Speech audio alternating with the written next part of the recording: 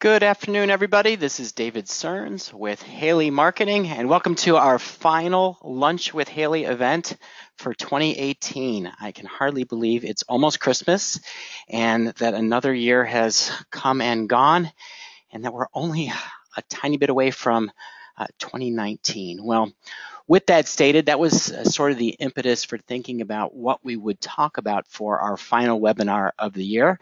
And for today's webinar, we actually stole a class from something that we at Haley Marketing Group do internally. So every Thursday morning, we get our team together and we spend an hour doing a class that we call Be a Consultant.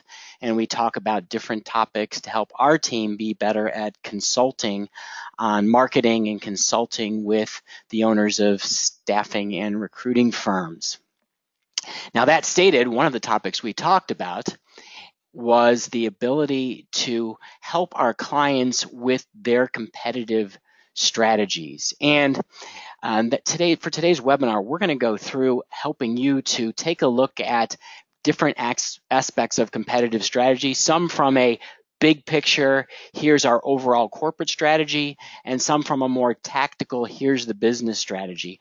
And specifically, let's take a look at the game plan. So, we're going to talk about how you can plan ahead for 2019. We're going to look at 10 different growth strategies, and then followed by 8 different competitive strategies, and we'll kind of talk about the difference. And we'll wrap things up today with ways to put together your game plan for 2019, or since it's probably already in process, enhancing your game plan for 2019. And the quote on screen is one actually our team today talked about. We had a 2-hour Be a Consultant class on goal setting. And I just want to point this out because a lot of the staffing owners that I consult with, one of the questions that I'll ask them is, tell me about your goals for the next year. And it should be a really easy question. But very often I get a vague answer like, we're looking to grow. We want to open a new office. We want to get a better mix between clerical and industrial. And the goal is not a SMART goal. It's not clearly defined. There's no definitive time frame for accomplishing it. There's no metrics to know that it's been achieved.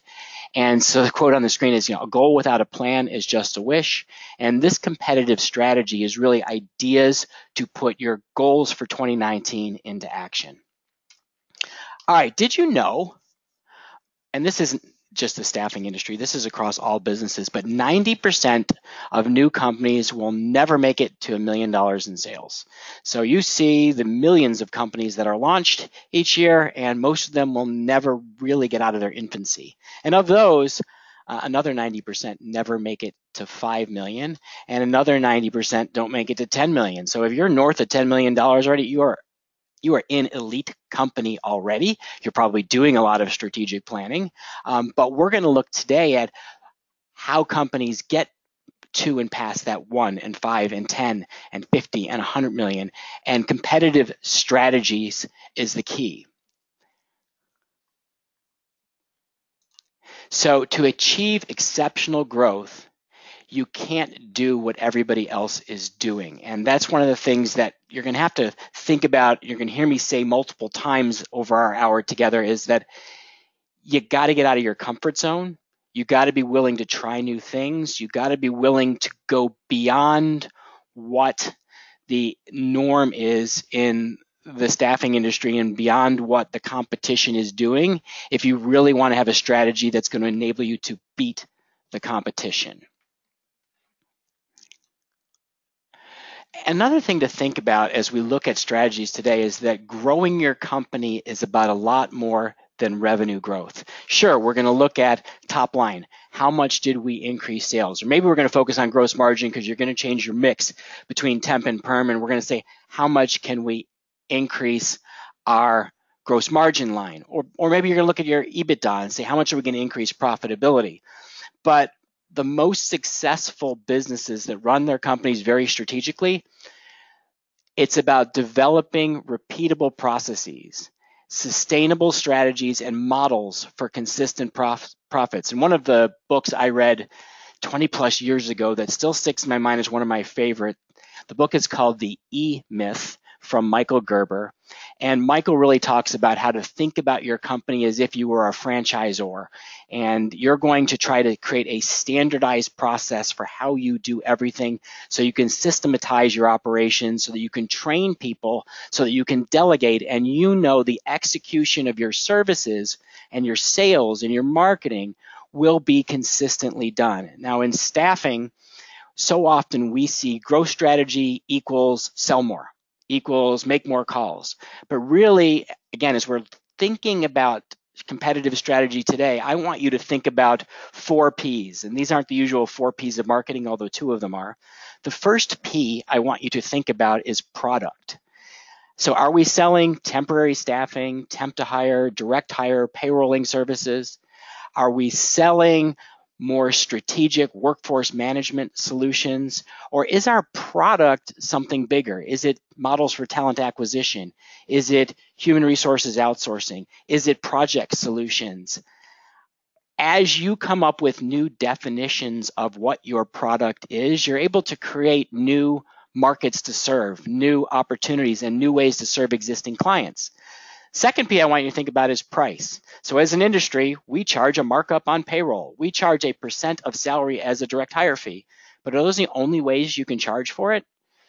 No. There are some companies I know that do more manufacturing, piece rate pricing, or they do project-based pricing, or they charge like a consulting firm where it's an hourly rate based on the combination of expertise and labor delivered, not just on number of hours of manpower provided. So think about your pricing models. Also think about your positioning.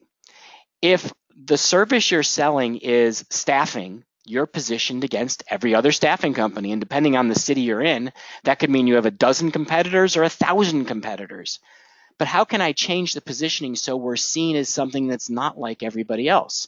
The big international companies several years ago repositioned themselves as workforce solutions companies and added in a range of services that it's hard for the smaller independent companies to add on, whether it's recruitment process outsourcing, VMS, MSP. They're doing things at a higher level so they can solve bigger problems because it differentiates their organizations. But small companies can differentiate as well, but it gets about thinking about your product differently. As we're seeing this growth of the gig economy, and we're seeing companies come into the market that are like Uber did to the taxi drivers, reinventing how people and work gets done, that creates lots of opportunities to develop new products, new pricing, new positioning messages. And the last P is process. If you went to any person in your organization and said, what's our process for onboarding a new candidate? What's our process for vetting? What's our process for client communication? Would you get the exact same answer from everybody? Is there a checklist that people can follow that tells them your best practices for doing things? Do your salespeople have documented emails that they use as models for how to communicate because you've tested those models, you know that they work? So as we're thinking about competitive strategy, I want you to think about all 4 of those P's. Product, how can we rethink what it is that we sell? Price, are there new ways to offer our services, new pricing models that allow us to stand out?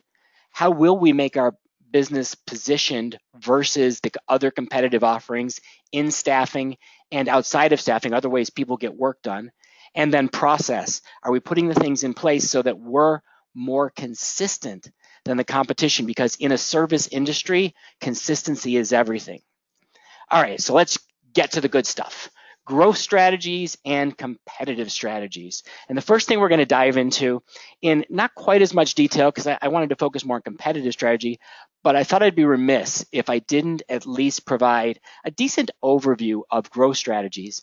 Now, if you're a salesperson or a recruiter, you probably, for most of these, aren't going to be the individual in your organization that's going to decide on growth strategy, but you can absolutely be someone that sits down with your leadership team and says, hey, I see opportunities to execute certain growth strategies in our business, and I'd like to share them with the team. So what are some common growth strategies? And as I mentioned, we're going to go through 10 of them. So strategy number 1 is the most obvious. Let's increase market share. In other words, in the market we serve today, let's get more clients so our competitors have fewer.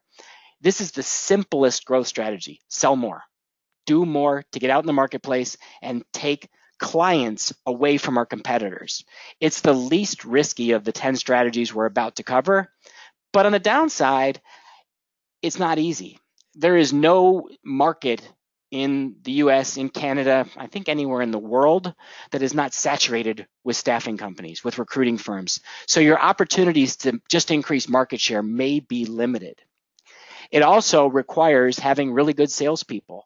And if your salespeople are already tapped out, then it may be very, very hard to attract new ones to your company, because hiring good salespeople is hard. And these days, you also need equally good recruiters. And if I can't increase the quantity and caliber of talent on the team, I'm going to have a hard time increasing market share.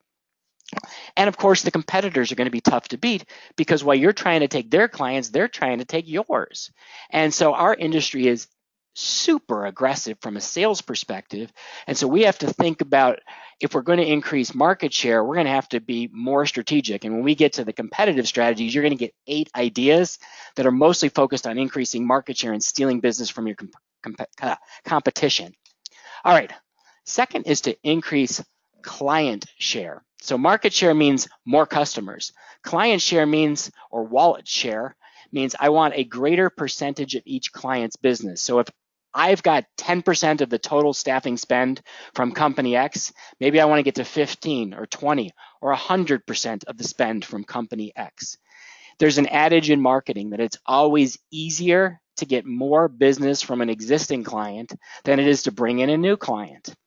So how much of our sales team's time is really spent in account management? We want to make sure that for our key accounts, we're not just meeting with them, but we have an account management plan where we're being proactive. Are we sitting down with clients and helping them plan their workforce strategies? Are we helping them anticipate who they're going to need to hire, when they're going to need to hire? Are we building profiles of the kinds of people they love to hire so that we can be more proactive than the competition in finding them talent? Are we looking at new ways to provide service so that we can be more cost effective for the client? Are we building relationships with more decision makers going up and down the food chain, higher level decision makers, lower level decision makers, so we have more vertical relationships, and then going horizontal into other departments? I've used this analogy on Lunch with Haley's before, but think about your client relationships like a spider web. And so if most of your contact is from one recruiter in your organization to one HR person, it's a client, that's like one strand of a spider web, and it's not very strong. But if now you have multiple vertical layers of communication, multiple people in your organization communicating with the client, multiple departments that you're communicating with, now you've built a web. And a competitor is going to have a harder time dislodging you. You're also going to be more on top of opportunities and needs for that client. So that's the best way to increase your client share. The downside to a strategy of trying to increase client share is that your opportunities for growth might be limited depending on the size of your clients and how much they use staffing. You may have to really get in deep with some of their senior leaders to get them to think about using contingent labor or using a staffing partner for a greater percentage of their hiring, because that may be foreign to them. Your clients might simply not want a larger percentage of their business going to one vendor because they may perceive that as a business risk. So they may have policies that prohibit it. They may just simply have a preference to spread the orders around, especially in today's climate where talent is so hard to find. They may want to give the job orders to 5 companies because they can't risk doing it with one. You also may get to the point where you experience client concentration issues. So if you put too many eggs in one basket focusing on client share, and then that client gets into financial troubles, has a policy change and stops using temps, that can be a serious business risk. And you don't want any one of your clients to represent more than 10% of your business. And I'm sure on today's call, there are lots of companies that have individual clients that are 10, 20, 30 or more percent of your business. That's a huge risk. And I remember back in 2001, we had a client in Texas, wonderful people. They had a very successful business, but they had 90% of their business in 2 companies.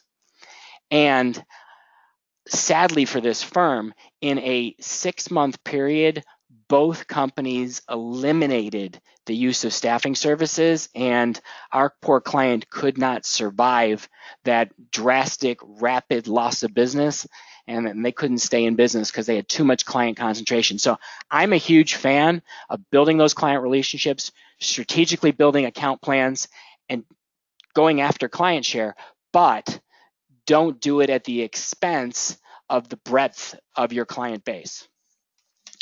Third strategy, geographic expansion. So if we're really good in New York City, hey, let's go to Stamford, Connecticut. Let's go to Florida. Let's go somewhere that it makes sense to take all of our talents and repeat them in another market, doing the exact same things we do really well in a new location. If you look at the biggest staffing companies, many of them use this model, whether they did it through franchising or they did it through their own organic growth. They said, we're going to go from city 1 to city 2 to city 3. We're going to open up new offices. We're going to grow in that new market, and we're going to use our best practices for sales, marketing, recruiting, service delivery to build our place, to take market share away from other companies and build our place in those markets. This strategy allows you to build on your greatest strengths. It's from an execution standpoint, essentially, this is that Michael Gerber E-Myth. You are systematizing what you do, packaging it up, and saying, let's do it again in a new place. Not that difficult to do. However, if you don't have experience running multi-branch operations, multi-city, multi-state, then you may not realize how difficult that really is to manage. It requires a different skill set to manage in multiple locations than it does to manage in just one. Breaking into a market where you have no experience can be extremely difficult because you're the new kid in town, and it's not like there are other markets where there are no staffing companies. You're walking in and you have to take business away from people who are already well known. So we're going to talk about other strategies for geographic expansion that are a little bit easier, but understand this is probably the most popular strategy used by the biggest staffing companies. Next one is a service line extension, and this strategy tends to become really popular during and right after a recession. So thankfully, we haven't seen one of those in nearly a decade. But I remember in 2009, coming out, IT was still doing well, healthcare exploded because of ACA, and everybody wanted to jump into having a healthcare division. The nice thing about a service line extension, it allows you to be reactive to what your customers need and what your market needs. The downside is you may have no recruiting skill and you may not know the lingo of that new industry that you're serving or that new type of job skill that you're filling. They may or may not complement how you do business today. If I'm doing a lot of light industrial staffing and suddenly I want to get into placing nurses, well, that's very, very different lines of business, and my recruiters may not know anything about healthcare, may not speak the language, so I can't extend my service line with any credibility. I need to find ways to hire, to build the expertise, to acquire a company so that if I'm going to extend my service line, I'm not going in as a rookie making rookie mistakes. The other thing that could become a real challenge out of the service line extension is clients may not believe you're any good at this new service line because whatever a client buys from you first, that's how you're positioned. So if you do light industrial staffing, clerical staffing, professional staffing, IT staffing, and the first thing you sell is light industrial, to that client you sold it to, you're a light industrial staffing company. It's hard to convince them you can do everything else. So with a service line extension, you may also have a branding challenge. How do we position the service line extension so it makes sense to our clients and to our market? We may want to have parent-child brands where our parent is ABC Staffing and the child is ABC Technical, ABC Industrial, ABC Office, so that we can create centers of excellence for different skill disciplines that fit within the larger whole to satisfy a wider range of client needs. If you're going to something that's completely outside of what you do today, different customers, different specialty, you might even brand it under a completely different name through a startup or acquisition, still trying to capitalize on the hot market segments. The next one, and this is our derivative of geographic expansion, is follow the client. This is the lowest cost, easiest way to get into a new market. Client asks you to service a facility somewhere else. You start by doing remote recruiting. If volume picks up, you may add an on-site at that client, and that may give you the opportunity to start building a talent pool in that other geographic market, which becomes the launch pad to having a full branch operations in another city. The risk of this growth strategy is clients may not let you use their facility and candidates you're recruiting at their facility to then go service other clients. So you may have to get into adding more overhead in another location sooner. And the person you put in initially as a remote manager may be really good at recruiting, may be really good at operations, may not know how to build a business. So you may need a different skill set as you really start to open up around that cornerstone client in a different market. And that may require hiring, transferring somebody, or trying to manage their operations remotely. Lots of challenges with follow the client, but an easier way to do geographic expansion than a startup. All right, the next one is a strategic acquisition. So M&A and staffing right now is pretty hot. If you're looking to rapidly scale your revenues, buying somebody is the fastest way to build revenue. It can shorten your learning curve to get into a new market because you can buy somebody who has expertise. It can get you market share and client share faster if you buy a competitor. But mergers are super risky. So only about 25% of acquisitions, and this is something I remember from MBA school, only about 25% of acquisitions succeed. The number one cause of failure is culture clashes. So if you're going to buy somebody, they have to be a fit with your management style, your company values, your company culture. And then when you start getting in the business of acquisitions, for your leadership team, you're no longer in the business of staffing. You're in the business of acquisitions. It's a full-time job. It's a lot of work. So strategic acquisitions make a ton of sense if you're looking to grow quickly. Right now, there's a lot of venture capital available. There's a lot of great partners in the staffing industry who can help you find acquisition targets, but just be aware you need to have a great middle management team that can run your staffing operations so your M&A team, your strategic leaders, can be focused on these investment opportunities. And related to acquisitions is a strategic merger. This is sort of the old 1 + 1 = 3. And in staffing, sometimes especially in temporary staffing, we're really hesitant to try to work with competitors. The merger may be a form where we're actually putting operations together to take advantage of economies of scale, to take advantages of economies of scope, or maybe we're just partnering on certain fills and sort of doing more what permanent recruiters do, direct hire people, which is we're going to do splits because, hey, we're really good at recruiting for this discipline. You are good at selling it. Let's put our talents together because right now in this candidate-starved market, we need both of us to win the client. It keeps the owners of both companies or both organizations focused on growth. So you don't have that, which you tend to get with an acquisition. The owner sells, the owner becomes disinterested, the owner disappears, and the volume of that business that was purchased, instead of going up, it goes down.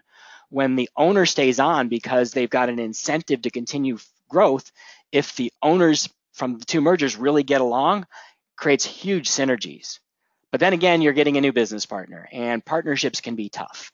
So this is like getting married, except you probably spend more time together with your business partner than you do with your spouse. So you better really love the person you're getting into business with and know that you have great open lines of communication. And if nothing else, a really good buy-sell agreement. So if something goes wrong, you have an exit strategy already planned before there's a problem. Just like acquisitions, the risk of failure is high because of culture challenges. All right, the next one is one I haven't seen in the industry in a while. It was really popular in the late 90s. There are some segments of staffing, I think it's happening more in healthcare. It's the roll-up, where you take a lot of independent, smaller companies, put them together, and try to flip them for a higher multiple. When you're a small business and you sell, you get a multiple on the earnings of your company, and usually it's somewhere between 2 and 4, maybe 5 times your earnings is what you'll get paid. When you get to a larger scale, it's going to become 4 to 6, maybe 7 times your earnings. If you acquire people in certain niche markets, it might be 8 times your earnings. And then if you can get to the point where you're big enough that you can go public, and now it might be 10, 12, 14 times your earnings. And so a roll-up is a financial strategy of saying, we get bigger so that we can flip the business, and every time we flip it, we get a larger multiple, creating values for the people who own the organization. This is also extremely risky. To get to the point where you can get to the next stage means you got to put a lot of businesses together. You have to keep growing those businesses after you merge them. So it's like a strategic merger, but over and over and over again. And if you're dependent on an IPO, the market is too volatile to be certain that the time you start and the time you're ready to IPO, there's going to be a demand for a staffing industry IPO. So highly, highly risky, but potentially very high reward for companies that can execute this strategy.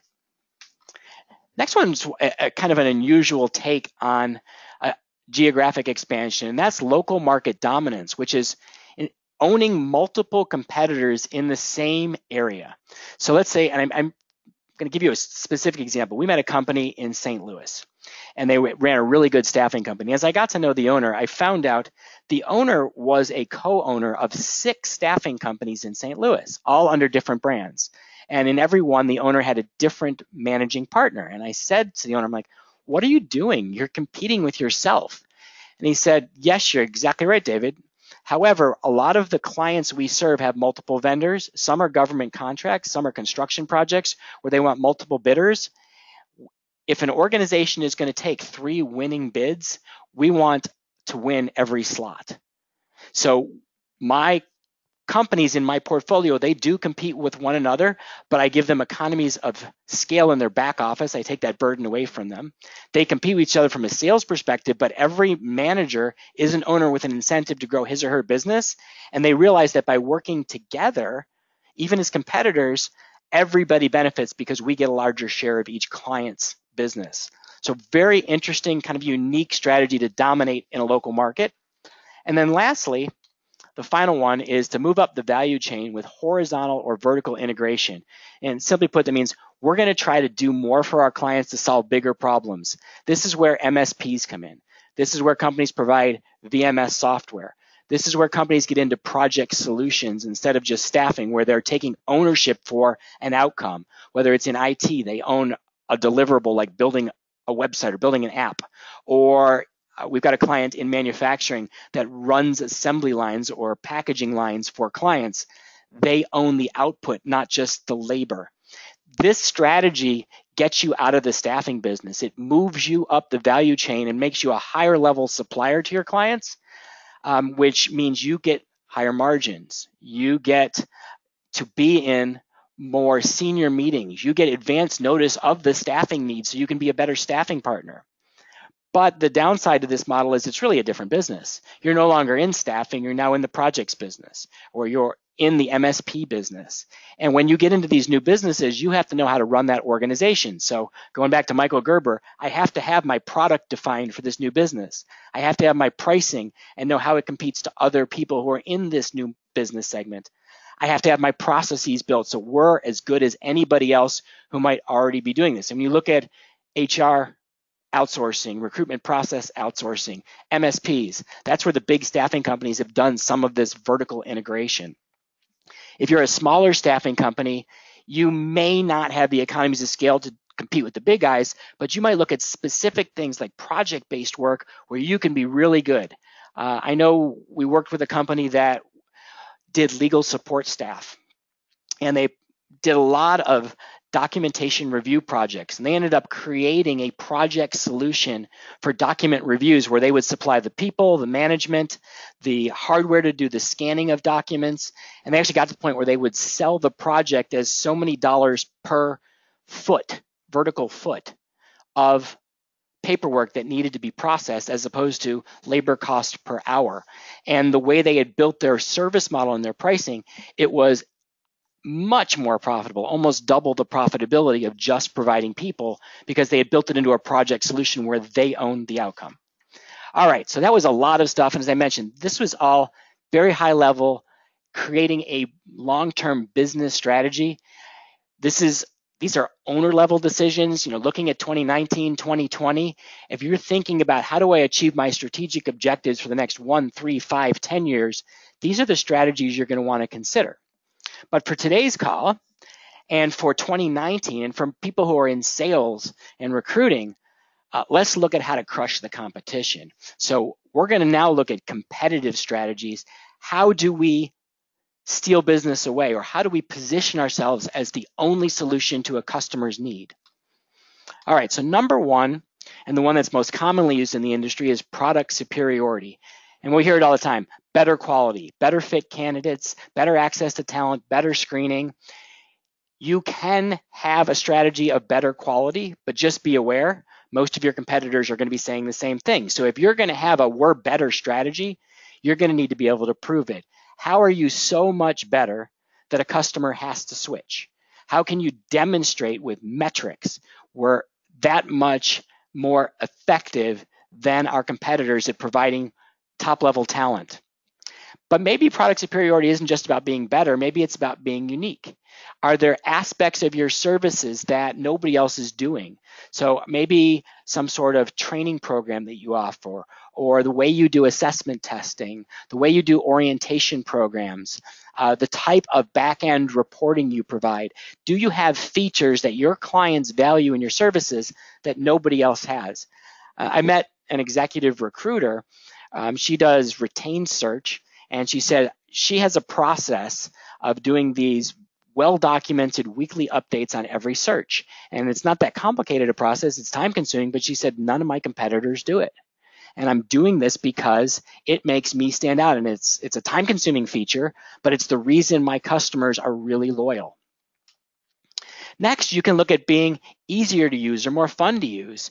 Maybe your ordering process simplifies hiring. Maybe you've got better technology so people can get the employees they need with the click of a button or jumping on an app. Maybe just working with you and how your service process works for the candidate is more engaging. I know some of our light industrial clients, they'll look at their intake centers when they're trying to do high volume hiring for their industrial clients and say, it's not just going to be about come, wait in the office, fill out a paperwork, wait for an interview, go to a computer, type some stuff in.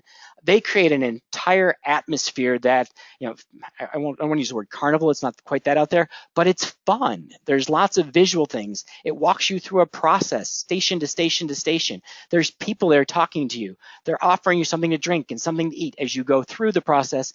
They're making the process of registering for a job, going through interviews, entertaining, enjoyable, so that it's not the drudgery that the competition is offering.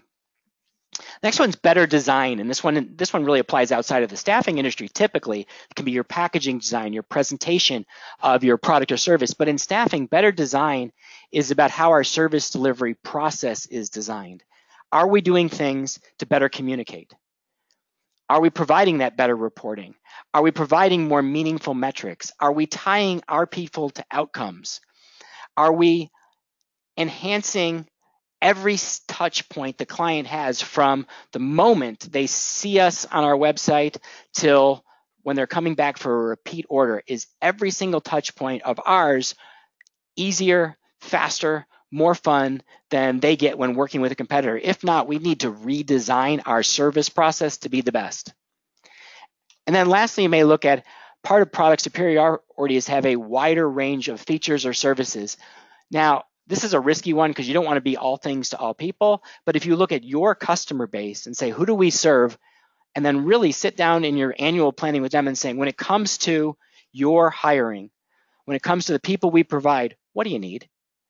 I know you need candidates, you need quality candidates, you need them as fast as possible, but what else? What do we need to do to make sure they show up ready to work? What do we need to do to make hiring faster and easier for you? What do we need to do so you don't need to interview candidates, because that's a waste of your time? So how do we expand the range of our features to our clients so that our temporary staffing product, our direct hire product is really different? I've been a fan of Greg Dorshing, who's a trainer in the recruiting side of the business, who looks at how he packages candidates and the design and presentation of candidates when he sends a packet over on each person for a direct hire is amazing.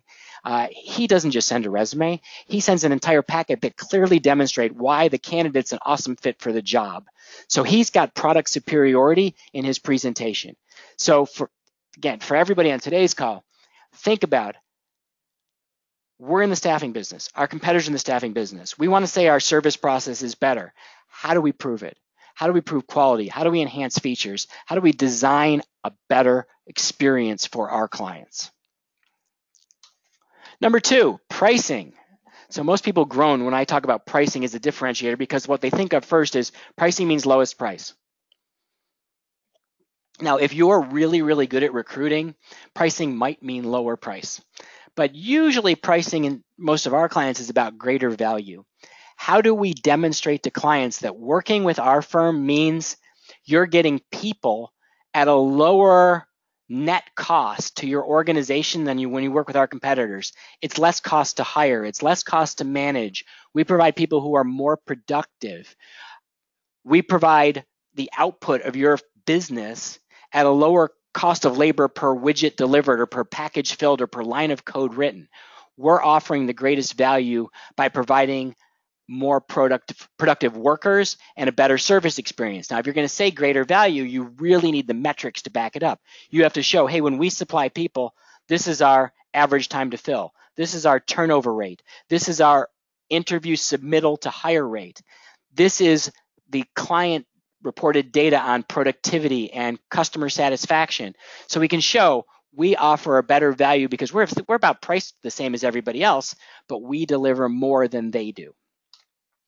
You can always do special offers and deals. There are times of year when you may be a little slower. So if you've got times when your recruiting team has extra capacity, well, start to skill market out of your database and do it at a discount. Not because you're trying to cheapen your services, because you've got talent available to be hired and you want to get more revenue for that hire. Think about it on a direct hire. You may source 30 candidates, screen it down to your top 5 that you send to the client, and these are all superstars.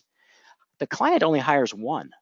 What happens to the other 4? Well, maybe you try to skill market them, but do you really need to charge the same fee as you did in the original search assignment where you had to do all the work? No, the work's done. And so every additional placement you make means that for that original job order, you're now getting more margin dollars. And so if I can place all 5 people, the first at full fee, the next 5 at some sort of reduced fee, even if they're with different clients, huge incentive for you because you're leveraging your time to get more revenue. And I see a lot of companies don't want to offer these deals because they think it cheapens their service. But the reality is if you're not recruiting to order, if you're selling talent, quote unquote, in your inventory, you've got a cost savings because you don't have to start the recruiting again. You're just passing that savings along to the client because you're not starting from scratch. Now, if the client says, hey, I don't like any of these, can you get me somebody else and charge the same price? The answer is absolutely not, because you want me to recruit from scratch, and that's our full fee. You may also say, I want to do an incentive to knock out a competitor, so I'm going to offer somebody a discount for switching to me.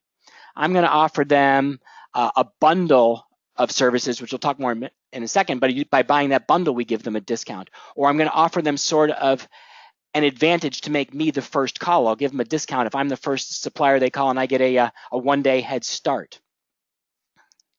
And lastly, looking at payment terms.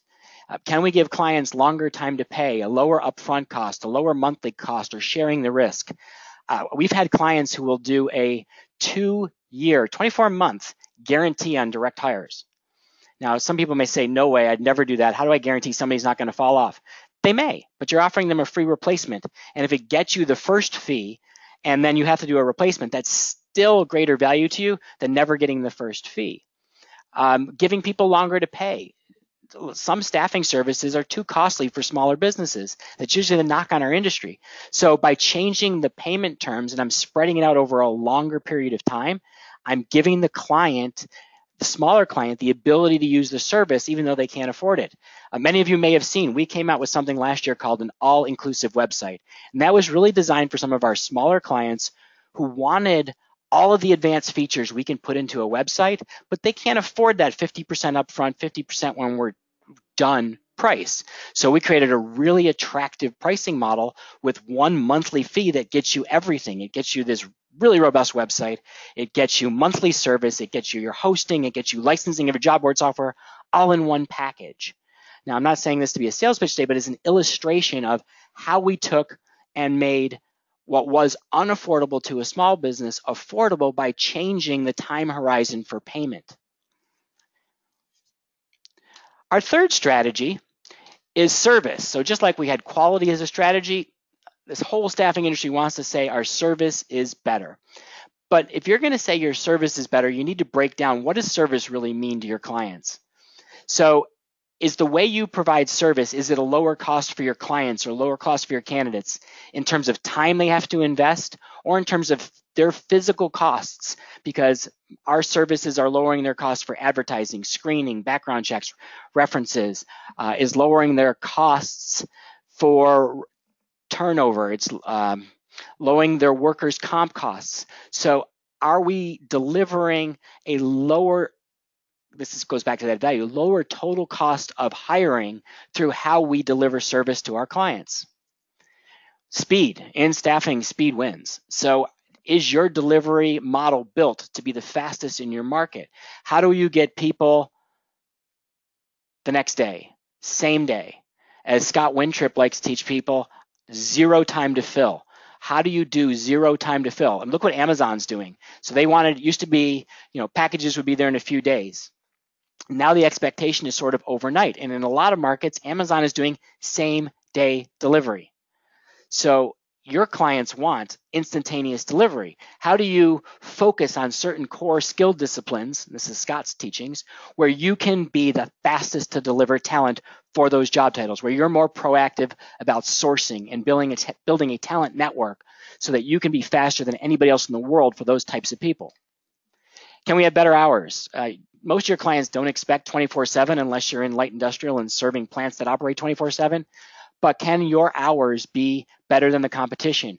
Staffed with real people that answer the phones, provide a higher level of service to the customer. Can you be more client intimate, more personal attention? This is where the little guys can beat the big guys. Can we do more to pay attention to each client, to anticipate their needs, to know the ins and outs of each hiring manager, have profiles of the types of people they hire, to already have everybody on our team trained or access to a database so we instantly know best practices in serving each client? If you ever read Harvey Mackay's book, the Mackay 66, he had 66 questions a salesperson should know about their clients. Do you know those questions for your clients? The deeper the personal relationship, even in today's MSP, VMS world, people want to do business with people they trust. Small businesses have an advantage in personal attention over big businesses. So what can you do to be more personal to your clients? And this is where every salesperson, every recruiter can beat their competitors, along with being more likable. When we're dealing in a high stress environment that is the world of staffing, we're dealing in a 3.7% unemployment marketplace where talent is hard to find, we can feel stressed. Our clients are stressed every day. How do we help them reduce that stress? How do we help them enjoy every communication with us, have a little laugh, sharing the personal stuff via Facebook or LinkedIn or email? So we're interrupting people's day in a positive way so that they start to build an affinity for us. If we're in an office park, we're dropping stuff off that's not just a sales pitch, but that's educational or that makes people feel good. They're happy stories. The more you can associate happiness as a feeling that goes with your brand, the more likable you are, the more people will want to do business with you, the more you're building differentiation from the company down the street that has an automated attendant answering the phone, and then the salespeople are always grumpy because their call quotas are so high that they never have time for anybody. Related to personal attention, but sort of the balance to likable is to be smarter, to offer better advice, greater expertise, to truly be a consultant to your clients so that you understand the economics of staffing. You can show them how to increase revenues in their business, control costs, manage their employment risks, deal with employment and labor laws, because your recruiters know this stuff in and out. They're all certified staffing professionals. They're trained in HR, and you know the client's business and you know staffing better than the client knows it. So you can really be a consultant to their business to help them solve business problems with your services. And the last one's one I mentioned, overall, the exceptional service experience. Have you documented every single touch point? Have you benchmarked it against what the competition is delivering and said, how do we make every touch easier, faster, more fun, or if we don't need it, to get rid of it altogether so it's just a simpler service experience? People today appreciate simplicity. That's why you're seeing websites have less copy on them, not more. That's why you're seeing the transition to everything being able to be done on a smartphone, because I just want to quickly do it from my phone, not have to do anything else than button, button, button, done. So can my service experience be designed to make it as easy, painless, enjoyable as possible for our clients, and these days, particularly our candidates? All right, number 4, bundle. Can we put services together to give ourselves a competitive advantage. Maybe add-ons, things that the competition can't offer. We have a client, I love what they're doing, virtual reality-based training for forklift drivers. They will make sure a driver knows how to drive a forklift in VR before they put them behind the wheel of a real one. They will enable the driver to see what it's like in a client's facility, and their success rate of their drivers doubled. But they're also having this VR-based training is something nobody else has. What a great door opener when they go to a client site and say, hey, you want to experience our VR-based training? Here, I brought the headset and a computer we can run it on so you can see what it's like. None of their competitors can offer that service. But maybe your offering doesn't have to be VR training. Maybe there's other ways that you do onboarding or some sort of client-specific orientation program or mobile services that you're offering the competition can't easily replicate. You may bundle together a wider range of products and services to solve a bigger problem. So maybe we can put direct hire and temp together to really be a true outsourced hiring partner for a small to mid-sized business. Maybe we want to create some sort of incentive for multiple purchases. When you hit certain volume thresholds, we're going to lower your rates. Or if you'll use us as an exclusive provider, we give you a discount. Or if you use us for more than 5 direct hires this year, the fee drops to X. Another idea is maybe we can take the talent we were going to skill market and create a new level of service. So we've got some clients doing this with our talent showcase software. They'll take the people available for work or coming off of assignment, use their website to market them, and then offer it to clients saying, this is our self-service portal, and if you need somebody in a pinch, see who we have available, and we offer a discount because you're doing the lookup work for us. We're just building the database of vetted talent for you, so it's a real win-win. And we've created a whole new level of service, bundling that together with our traditional staffing. And then there's the opposite, unbundle. Can we give clients a lower price by taking away things that are sort of balled up into the service? So maybe we're doing background checks, and maybe we're doing drug testing, and they don't really need it on every candidate. So can we take things out of our service model to reduce our cost of delivering and pass the savings on to the client? That talent showcase really fits best into this area. You're reducing your recruiting costs because you've already done it. And so you're saying, whatever I would have paid to recruit on this candidate, I can give it back to the client in form of a lower price. Number 5, partnering. So this is something direct recruiters do all the time. Search consultants will partner and do a split. One person has the job order, another has the candidate. They work together. But staffing companies rarely do this. How many competitors do you have you might be able to work with to fill joint clients' challenges faster and better? Now, you don't want to do this with someone who you think is going to be unethical and try to steal your client, but there are good competitors. You can have a healthy partnering relationship where you could take on maybe bigger accounts where you can't do everything yourself, or you can take on other skill disciplines where you don't have the expertise. With partnering, you're looking to find ways to develop new sales distribution channels and new recruiting channels.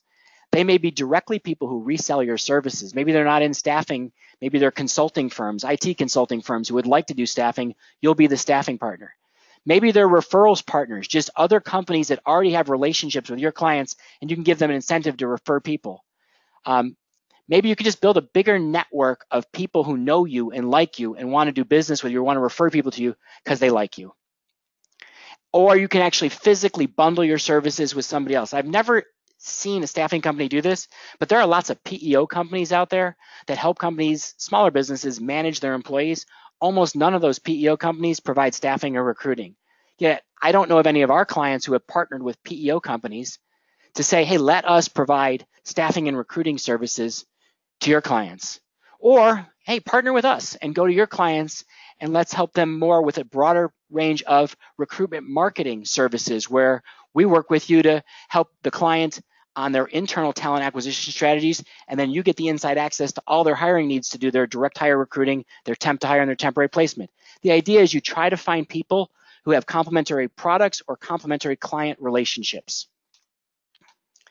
Sales and marketing is our next one. This one's kind of where we started before. Be more aggressive, more direct selling, more content and inbound marketing by being very active online so your ideal clients are seeing you everywhere. It's about being more visible, not just in the online world, but in the real world. where your clients live every day, the associations they go to, the magazines they read, the professional associations they're affiliated with. You want to build a stronger online reputation. If you're not 3+ stars on Google and Glassdoor and Indeed and Facebook, you need to be. And you want more reviews from candidates who are saying great things about you. And then you want to leverage those reviews in more social marketing, so you're singing your own praises using the testimonials you've gotten from your talent and from your clients. You also want to be more clever in how you capture attention, using content marketing, maybe offering free consultations to help people solve problems, offering local market data, things that you do that you're dropping off or that you're mailing out or when you're calling. Just be different. Don't sound like everybody else.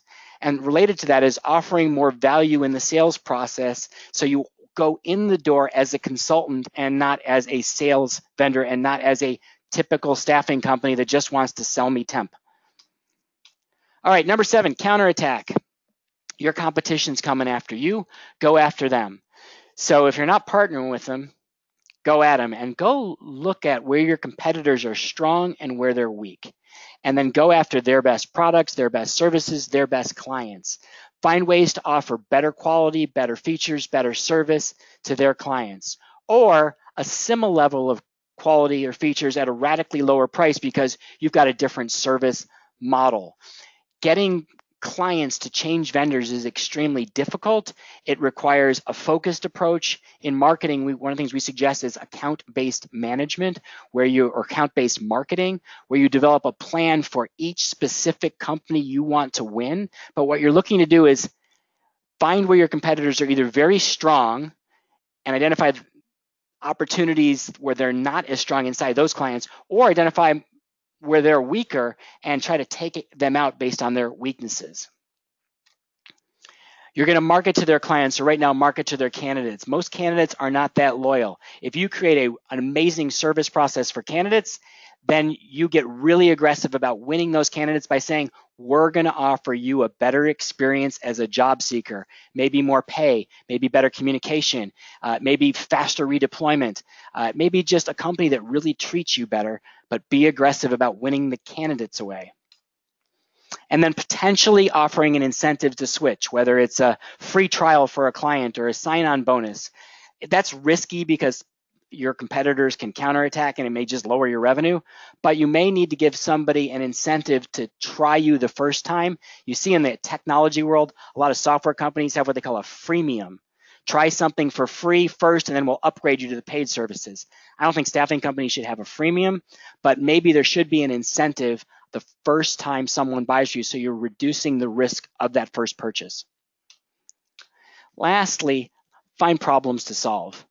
Show how your products and services better solve the most important problems your customers have. And so one of the things we teach people is the 3-minute MBA.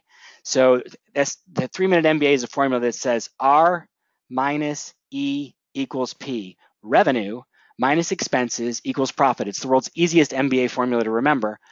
But if you think about it, staffing can drive company revenues by driving productivity, by creating opportunities to pursue new markets, by filling orders faster.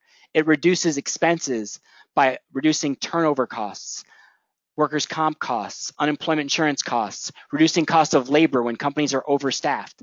And if you're doing both of those things, you're driving profitability. But your salespeople need to know how they can sit down with the customer, identify the customer's biggest cost centers and challenges, and implement staffing to help them solve those problems and reduce costs to drive revenue. Or going into your clients and finding new problems to solve. Very often you go into a client, they have some big hairy turnover problem when you first work with them, you fix it. They love you. Then a year later, they don't have that problem anymore and they're just going, why do you charge so much? Oh, I'm going to go to the competitor. They're less because they've forgotten the problem you solved. So you have to have that relationship with the client, that individual account planning. So you're saying, what are the new problems? What are the fires you're fighting now? So we can put new solutions in place to help drive that 3-minute MBA in their business. All right, to wrap things up with our last 6 minutes together, putting together your roadmap. So as you're planning for 2019, and I'm going to do this kind of quickly, Number one, where do you want to go? What does December 2019 look like, or 2020 or 2021? Define the picture as clearly as you can. Number two, where are we today? Where are we in terms of revenue, the services we offer, our client relationships? Which of the growth strategies fit our short, intermediate, and long-term goals, our current capabilities, and the market of customers we serve? Which competitive strategies will give us the best competitive advantage? As I said, the growth strategies are longer term, real strategic. The leadership team needs to pick those. But the salespeople and the recruiters can work with the leadership teams to pick competitive strategies where you can say, this is where we're going to dominate the market. We're going to outperform our competitors. We're going to make every customer and every candidate love us using these strategies to gain advantage. What challenges are going to get in our way? The path to competitive strategy is not linear. It's going to have ups, it's going to have downs. Your competitors are not just going to sit idly by while you attack them. They're going to attack you. Your clients are still going to want you to deliver everything you can do at a lower price. So what challenges can you anticipate and how will you address them? The better you can plan for those challenges, the less they will derail you in implementing your roadmap. And the implementation becomes the how do we do it. Think of your roadmap sort of like a pyramid. The destination, the goal is at the very top. The growth strategies are the next level. The competitive strategies are the level below that. And below that comes the action plans. What are we doing this month? What are we doing this week? What are we doing today? Does every person in the organization have a mission, goals, that metrics that they know they're supposed to do that tie into the short-term, intermediate term, long-term plans? And then what happens if we succeed? Is there a reward, a celebration? Do people know what's in it for them? People aren't going to be real motivated to succeed if they don't know it benefits them in some way, shape, or form. And of course, what happens if we don't? What's the risk to your business? What's the risk to the individual if you don't achieve your objectives? You want to create a picture of the future that feels very motivating, very positive, that everybody clearly sees this vision of what next December or the December after that looks like, but also has a little bit of fear. What's the competition going to do to us if we don't proceed with these strategies? What happens to our own book of business? What happens when our clients stop using us because the competition used these strategies against us and we didn't implement? You need to think about that. You don't want too much fear. You want the positive motivating you, but you also want to understand the implications of inaction. Before you start, do an honest self-assessment. What are your strengths? People, your internal expertise, the services you offer, your processes, the technology you've implemented, your sales capabilities, your marketing depth processes, your recruiting skills. You want to know in every one of these areas, where do we outperform? And the question I usually like to ask is, where are you the best in the world? Then you have to do the hard part. What about the weaknesses? Where's the competition better than us? Is it process or consistency? Is it the range of services? Did we not offer enough? Are we not consistent enough? Is our access to talent no better than the competition? Are we slower? Are we at a price disadvantage? And if we so, how are we going to deal with it? And a final last word of caution to wrap things up. Growth requires risk. You're not going to do the same thing tomorrow you did today and achieve your objectives. You have to be willing to make changes and challenge the status quo. You got to be willing to step out of your comfort zone and pursue new strategies. The industry is changing. It's getting more technologically sophisticated. Clients' expectations are increasing. Competitors are driving down prices. So you need new strategies. What worked yesterday won't work tomorrow. You have to be willing to do things that might cannibalize or take away from your current sales. You may have to reinvent your service, like online staffing may take away from traditional staffing or may reduce your margins. Yup, but better to do it to yourself than have a competitor do it to you. You must be willing to make investments in people, process, and marketing. We need to be the best in the world in how we develop talent. We need to have the most efficient and effective operational procedures, and we need a marketing machine for sales to lead development, to support our outbound sales efforts, and for our recruiting. You must be willing to learn, and if you're a leader, If you're a salesperson, if you're not reading books and reading blogs and listening to podcasts and constantly learning new things, be ready to either be replaced, or if you're an owner, maybe you just want to replace yourself and let somebody else run it. But learning has to be constant. There's a horrifying statistic I recently saw that something like less than 30% of people ever read a book after they graduate from college. That's mortifying.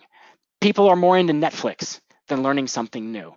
Replace the Netflix time with learning, and you're going to have the ability to create a dominating competitive strategy.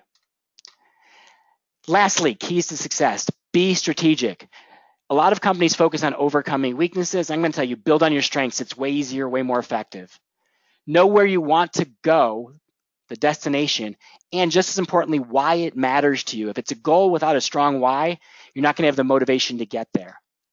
Plan for the worst. Assume everything is going to go wrong. Hope for the best, but plan for the contingencies. Get help where you need it. Hire. Use consultants. Outsource. Don't assume you have to do everything yourself. And if you're an individual recruiter or salesperson, get help where you need it. Look to outside experts. Join associations. Go to ASA Central and ask questions. Get input to make you better. Be persistent. Success goes to those people who have a clearly defined goal, a passionate commitment, and they just never give up. With that said, I want to wish everybody happy holidays, have a very Merry Christmas, a terrific New Year, and I want you to go and make 2019 your absolute best year ever.